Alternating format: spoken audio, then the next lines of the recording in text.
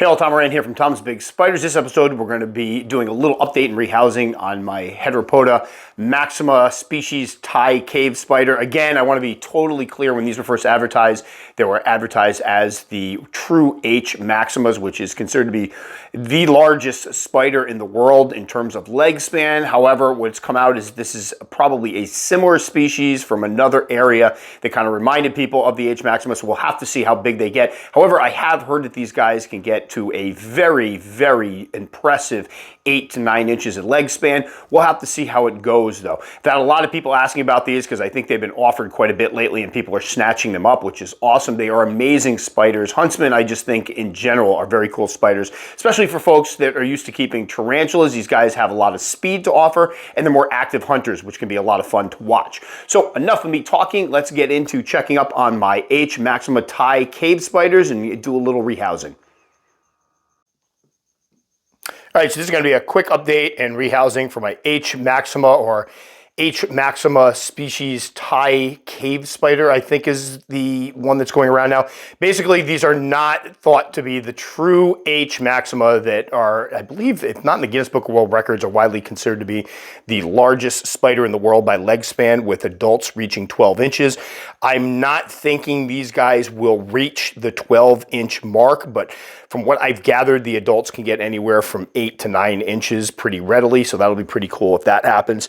Now, these guys are growing a little bit more slowly than I expected. I think we picked them up back in late July of 2021, and this is going to be our second rehouse with them. Right now, this one is just over, I would say 3¼ to 3½ inches in leg span or so. So definitely a larger spider. They put on a great deal of size with each molt, but they're not in that large spot yet where they're hitting 5 or 6 inches where I kind of thought they'd be at this point. But that's okay, because we've got a couple more months before they hit the year mark. That's usually, they mature around a year to 14 months or so, and we'll see how big they get there. And this is the bigger one of the two. I have two of them. The other one's behind this one, so I'm wondering if this one might be a male, the other one might be a female. Time will tell.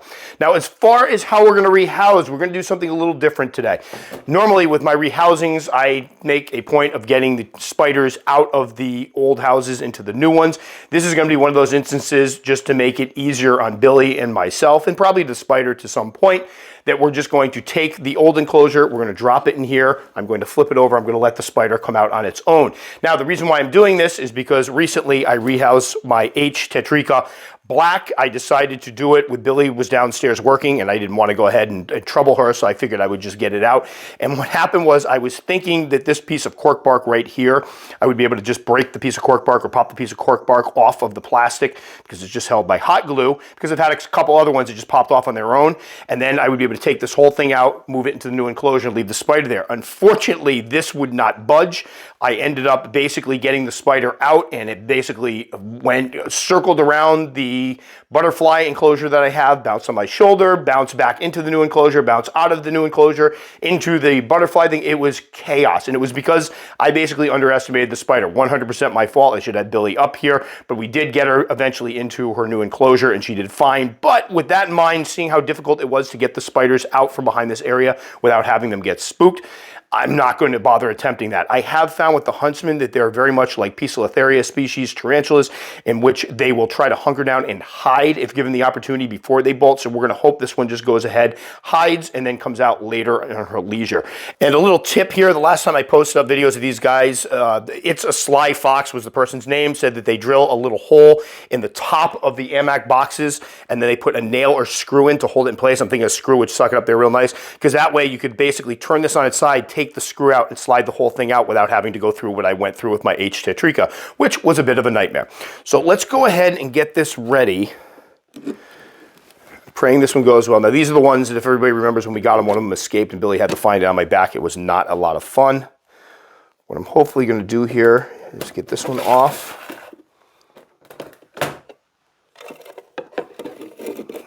Right in there. I'm just hoping I left enough space for that. So now she's in, he or she is in the new enclosure, and then what we're going to do is just go through the top. Whoop, so I reach through and screw up the focus.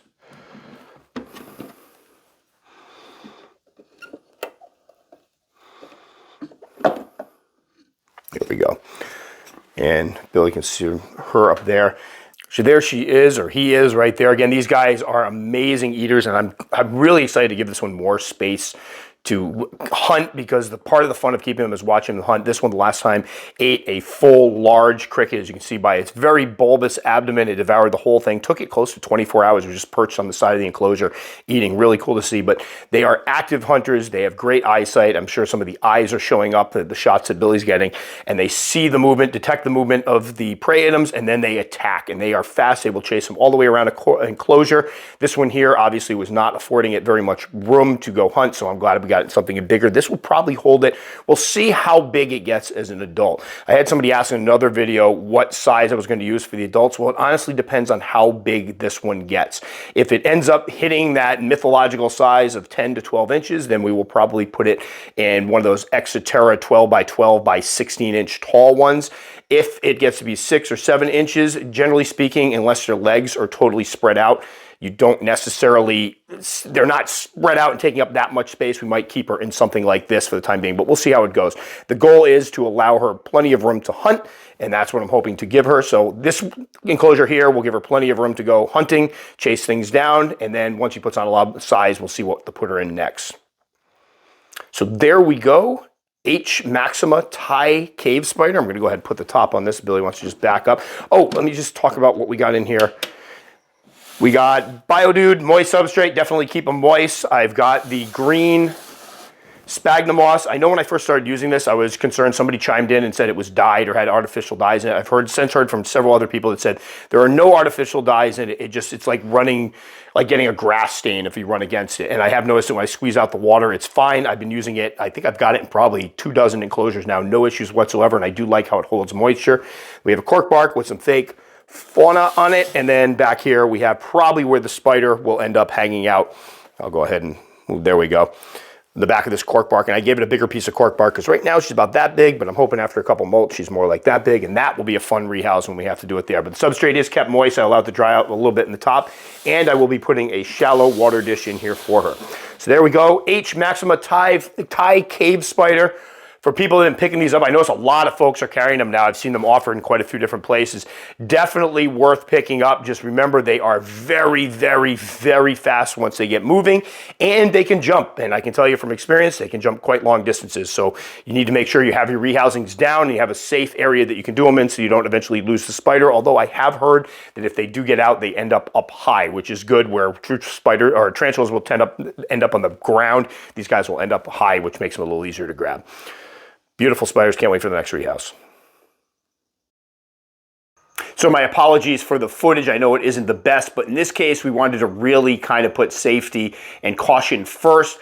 As I explained in the video, I got a little cocky with my H. tetrica, and although we got her eventually from point A to point B, there were a lot of little stops along the way. So that was kind of a big wake-up call to me that in terms of the faster spiders, it's always best to err on the side of caution. So in this case, we just dropped the enclosure right into the new one.